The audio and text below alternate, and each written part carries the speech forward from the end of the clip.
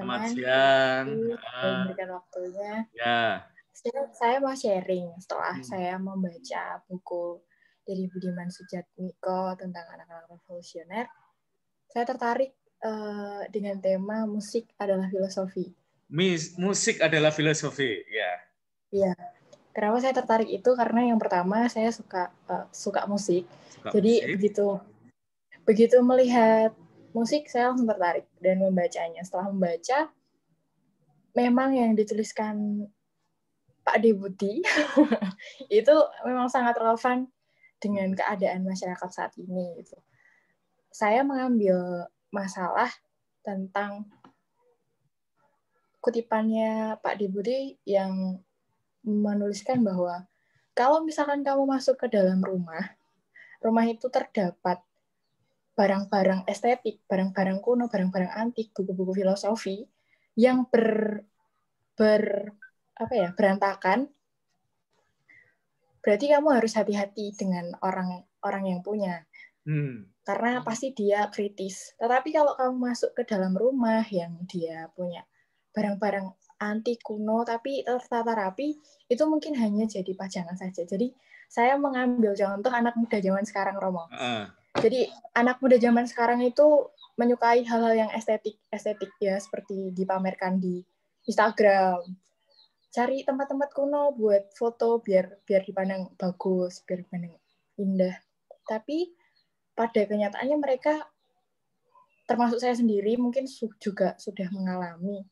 Saya menyukai hal-hal estetik, tapi saya belum tahu betul apa sih maksudnya isinya, seperti buku-buku filosofi dan lain sebagainya. Mungkin sejarah musik itu kayak gimana dan lain sebagainya. Jadi itu yang membuat saya tertarik untuk memilih itu dan menjadi tantangan saya dan teman-teman mungkin untuk lebih menjadi pemudi yang lebih kritis dalam berpikir, dalam mengambil keputusan, bukan semata-mata berani ngomong tapi nggak ada dasarnya, seperti itu, Romo. Terima kasih. Oke, Gaby ya. Jadi Budiman Sujatmiko ya, menurut saya menarik. Nanti dia menghubungkan ya, selain musik juga poster, spanduk yang ada di jalan itu ya. Jadi kalau mulai ada poster, ada spanduk yang ada di jalan, kita harus baca ya. Di belakang itu ada apa ya? Apakah ada kekecewaan ataukah ada tuntutan begitu ya?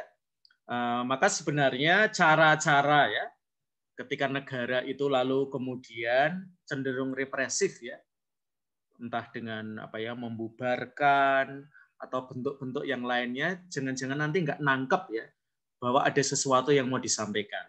Nah, musik adalah terutama pada zaman di mana terjadi represi negara ya, musik adalah salah satu media yang dipakai ya. Maka misalnya nanti kalau kamu kenal Seno Gumiro Adjidharma ya, beliau mengatakan ya, ketika sastra dibungkam, ketika jurnalisme dibungkam, sastra harus bicara ya. Maka pada masa di mana gagasan pertemuan itu dilarang ya, di bukunya Budiman Sujatmiko ya, membaca bukunya Pramudia itu menjadi sebuah kemewahan ya. Karena bisa jadi kalau kita baca buku atau bahkan dengerin musik atau nonton film, ya misalnya filmnya Romero, ya filmnya Che Guevara itu dilarang ya, karena dianggap buku atau film yang revolusioner ya. Maka ketika seseorang itu bahkan mendengarkan musik, sebenarnya seringkali perlawanan itu ada di dalam nada-nada musik ya. Mungkin sekarang ini ya kebanyakan ya band-band indie ya kalau di Indonesia sekarang ini ya. Kalau biasanya label besar biasanya lagu-lagunya ya gitu-gitu aja ya.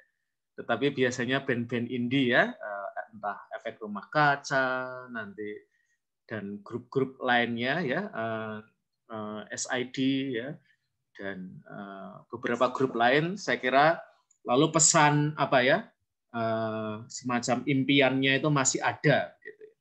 Oke, terima kasih Gaby. Apakah ada yang mau nerusin yang sudah dimulai oleh Gaby? Nah, saya coba cari dulu ya yang aktivis-aktivis ya. Sebentar. Ya udah, kita Adrian. Adrian, ada? Ada, Romo. Oke, Adrian. Apakah bagian yang menarik dari Budiman Sujatmiko juga yang udah di-sharingkan Gaby, itu juga menjadi bagian yang menarik dari kamu? Atau kamu menemukan yang lain? Romo, saya menemukan di bagian bab 2, Romo. Bab 2. Nah, bab apa itu? Iya. Di situ ada tema yang aku tak gelisah sendirian. Aku tak gelisah sendirian. Apa yang menarik, Adrian? Begitu, Romo. Yang menarik bagi saya, seorang Budi ini mengajari saya bahwa motivasi sangat diperlukan dalam usaha untuk meraih sebuah mimpi.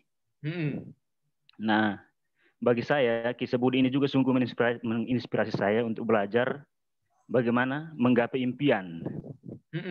Nah, Budi ini juga membantu saya juga untuk membuka mata terhadap dunia sekitar saya. Seringkali saya merasa tenggelam dan larut dalam kesibukan sendiri, sehingga tugas-tugas studi dan kegiatan-kegiatan lain juga terbengkalai. Maka sebagai orang muda, saya tidak berhenti seperti Budi dan mencintai politik. Nah, saya melihat Budi juga tulisan-tulisannya sangat bagus, sehingga saya juga tertarik dengan satu kalimat seperti ini, Romo. Membaca itu jangan hanya untuk menambah pengetahuan baru, tetapi juga harus melahirkan manusia baru dalam dirimu. Nah, saya juga dibuatnya tercengang, Romo, bahwa kalimat ini menyadarkan saya bahwa membaca bukanlah aktivitas pasif seperti yang saya pikirkan selama ini. Justru sebaliknya, membaca seharusnya dapat menjadi aktivitas aktif, di mana ketika saya membaca, maka secara bersamaan terjadi proses internalisasi dan akhirnya terintegrasi dalam kehidupan saya. Seperti itu, Romo. Oke, terima kasih Adrian. Ini juga menarik ya. Nanti silakan kalian mencari makna dari mata kuliah merangkum ya, yang ada di salah satu kuliah kalian. Banyak merangkum ya. Apakah ada sesuatunya di situ? Saya kira Budiman Sujatmiko itu ada dalam tradisi ya. Dalam arti itu meneruskan tradisi Karl Marx ya. Banyak orang sudah membaca masyarakat. Yang diperlukan sekarang adalah mengubahnya ya. Dan itu juga dikatakan lagi oleh Tan Malaka ya. Ini adalah buku-buku yang biasanya menjadi bacaan wajib ya untuk para aktivis ya.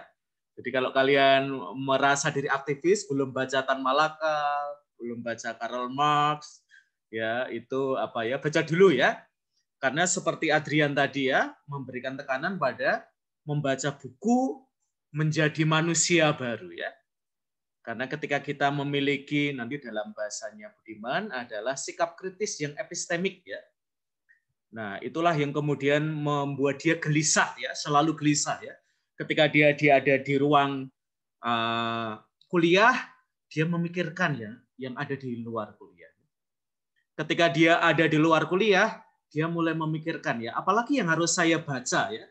Maka dia menemukan apa ya, passion ya untuk keperpustakaan dan membaca ya, dan teori-teori yang nampaknya pada awal itu sangat abstrak lalu menjadi jauh lebih konkret ya ketika ditemukan dengan realitas sekitar ya. Oke, terima kasih Adrian. Apakah ada yang mau volunteer untuk melanjutkan diskusi kita?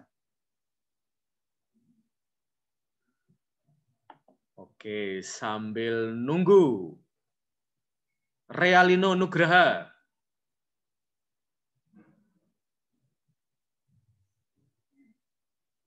Realino Nugraha, apakah ada?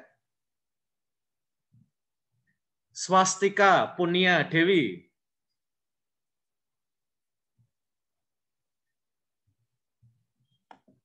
Oke, saya cari lagi ya. Juni.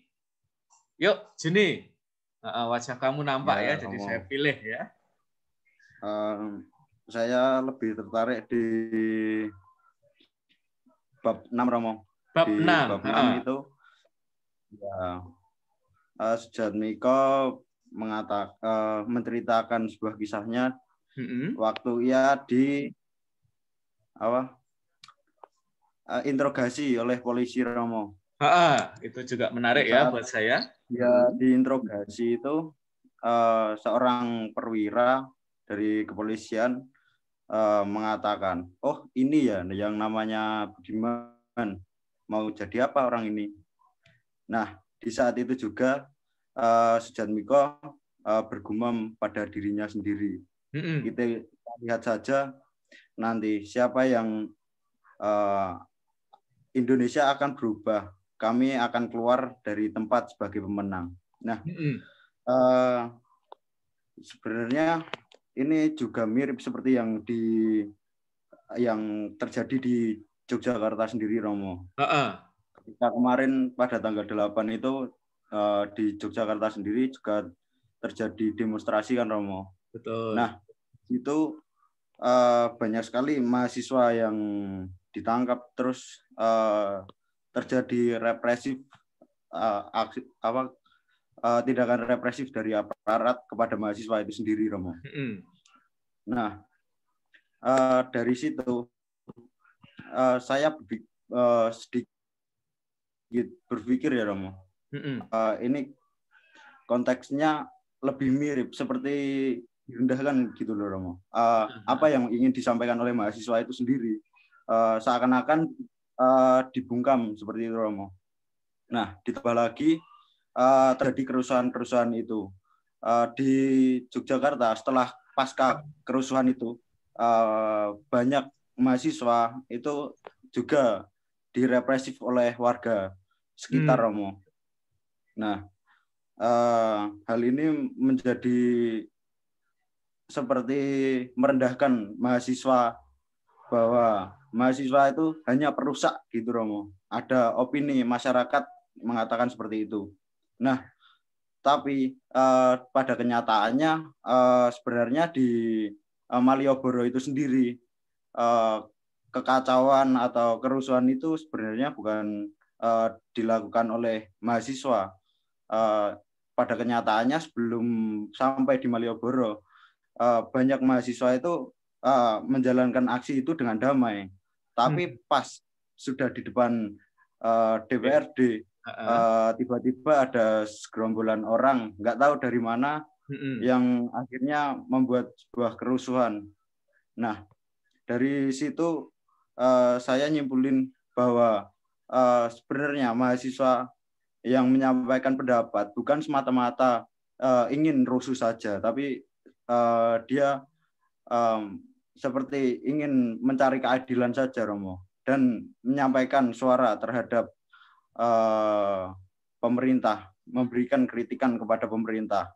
Tetapi justru malah ada penolakan itu. Nah, itu seperti yang terjadi pada Budiman Sujatmiko yang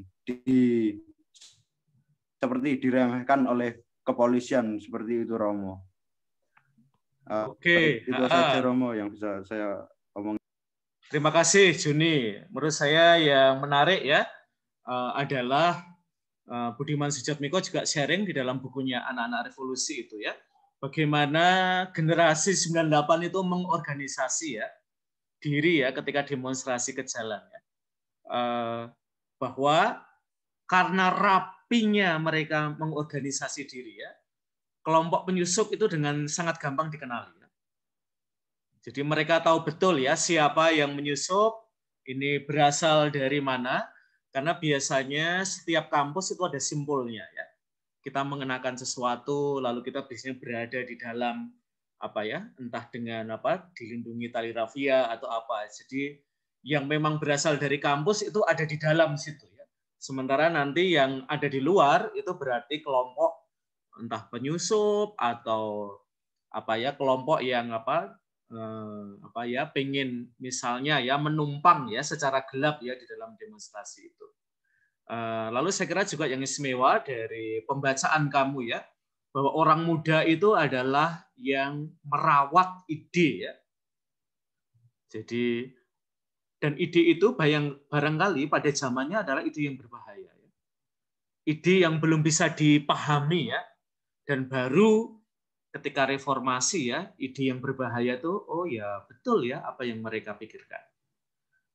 Oke, terima kasih Juni. Marliana Giawa. Karena ada videonya saya pilih ya. Gimana Marliana, apa yang membuat kamu tertarik dengan bukunya Budiman Sujatmiko? Oh iya Romo, teman-teman. Saya baca bab 4 yang darah juang, relakan darah juang, yang itu, yang judulnya relakan darah juang. Saya melihat secara keseluruhan bagaimana pengalaman dari Budiman ini tidak tinggal diam ketika melihat ketidakadilan, padahal dia masih sama seperti masih muda. Hanya saja di pengalaman dia di masa lalu sama di masa sekarang itu berbeda. Mungkin di masa sekarang pandangan tentang demokrasi yang diterapkan melalui demonstrasi itu agak berubah sedikit, Romo. Karena kalau dulu warga mau melindungi mahasiswa kalau terjadi terjadi perusuhan seperti itu sehingga dalangnya dituduh mahasiswa. Tetapi sekarang tidak.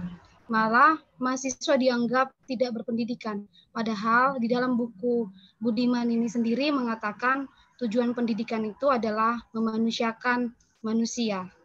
Jadi saya pikir para mahasiswa itu adalah manusia yang sedang dimanusiakan.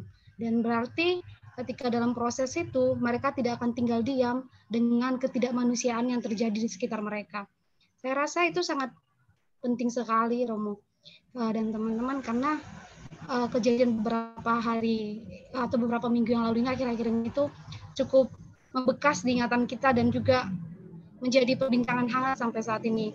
Karena di tengah masyarakat yang tidak pasti, isu-isu kesehatan, pandemi COVID-19 malah teralihkan dengan isu politik. Kan sangat lucu sekali.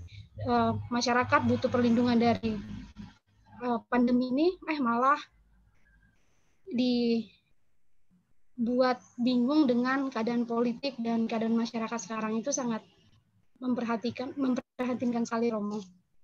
Dan juga saya melihat perjuangan dari Budiman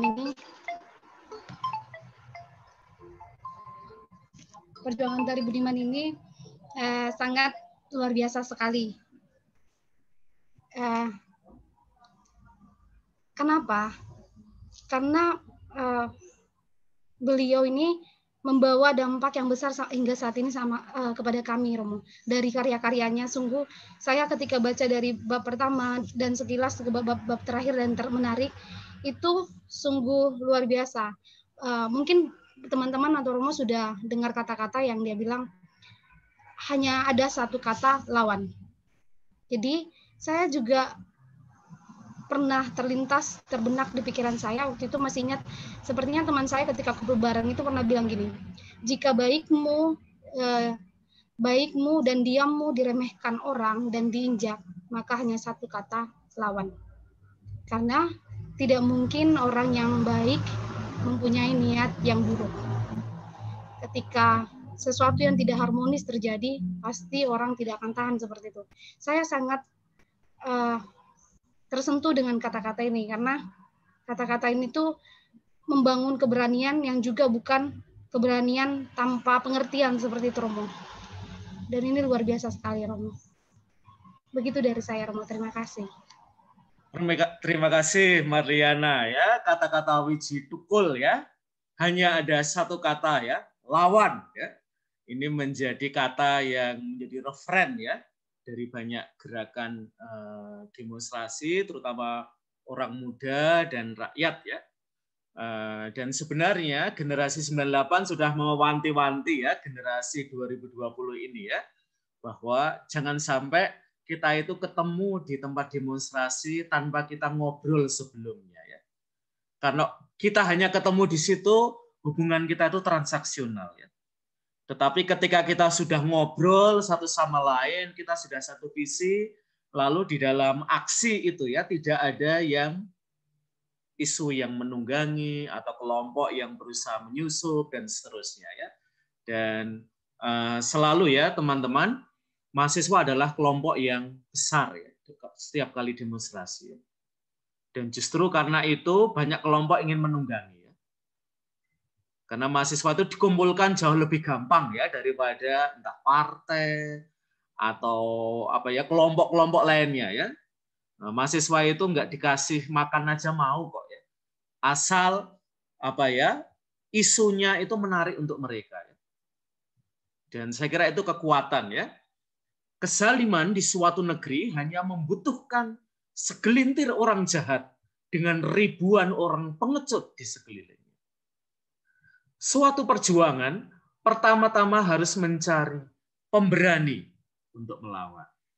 Dan kita sudah melihat seorang pemberani itu salah satunya adalah Budiman. Budiman juga di dalam buku itu menyebut ya ada satu perempuan Dita Indasari ya yang sebenarnya digadang-gadang akan jadi ketua partai yang pertama ya, tapi dia terburu ditangkap duluan ya. Dan saya kira ini memberikan inspirasi untuk para mahasiswi ya, bahwa kalian juga dipanggil untuk menjadi pemberani ya. Oke, Tina. Apakah Tina ada?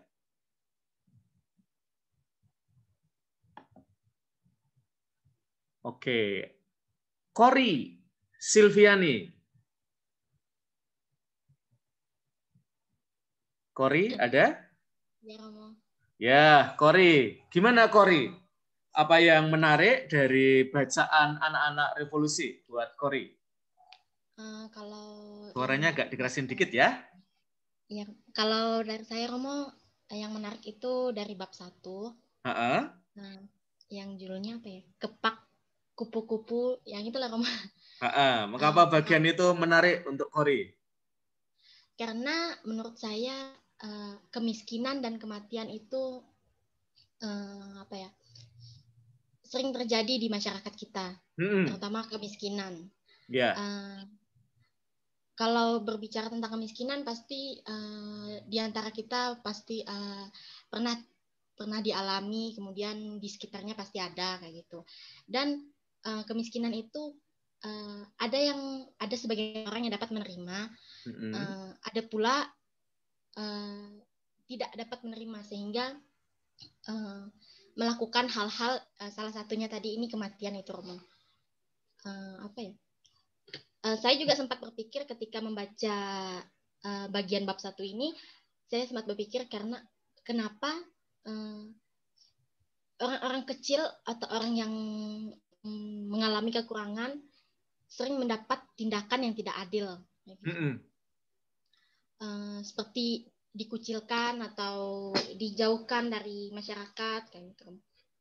Sedangkan kalau berbicara tentang kematian, kebanyakan orang berpikir kematian itu merupakan salah satu cara untuk menyelesaikan masalah. Kalau menurut saya sih sebetulnya tidak kayak gitu Romo, tapi kita setiap orang pasti memiliki pemikiran yang berbeda. Jadi sangat sering kita temui di dalam kehidupan kita sehari-hari tentang kemiskinan dan kematian tersebut. Ada yang dapat mensyukuri hidupnya dengan tetap menjalani kehidupannya sehari-hari meskipun begitu banyak kekurangan. Itu sih Romo yang dapat saya sharingkan. Oke ya, jadi salah satu pengalaman yang sangat menyentuh ya dalam arti shocking untuk Budiman adalah bahwa ada orang yang mengakhiri hidup ya karena kemiskinannya ya. Nah, jadi kemiskinan itu seringkali membuat ya orang itu hampir tidak punya pilihan hidup lagi ya. Dan dalam kebuntuan itu orang bisa mengambil keputusan yang barangkali tidak bisa kita bayangkan ya. Bahwa orang bisa mengakhiri hidupnya ya. Dan pengalaman seperti itu yang menggugah Budiman ya. Kok bisa ya di negara yang mestinya orang bisa hidup secara sejahtera, secara ekonomi, orang sampai pada pengalaman mentok itu ya dalam hidup dia. Dan itu tadi ya meneruskan yang sudah dikatakan oleh teman-teman kamu ya, pendidikan yang memanusiakan manusia, pendidikan yang bisa mengangkat ya harkat mereka yang ditindas secara politik ya.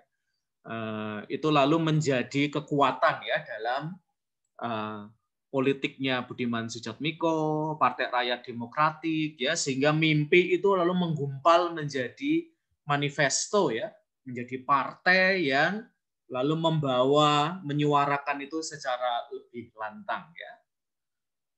Oke, Clementine Ingrid. Ada? Erika Hulu? Natalia Dewi? Linda Pratama? Krismanto Romo, Krismanto ya. Kamu menyelamatkan Krismanto. Yuk, Kris.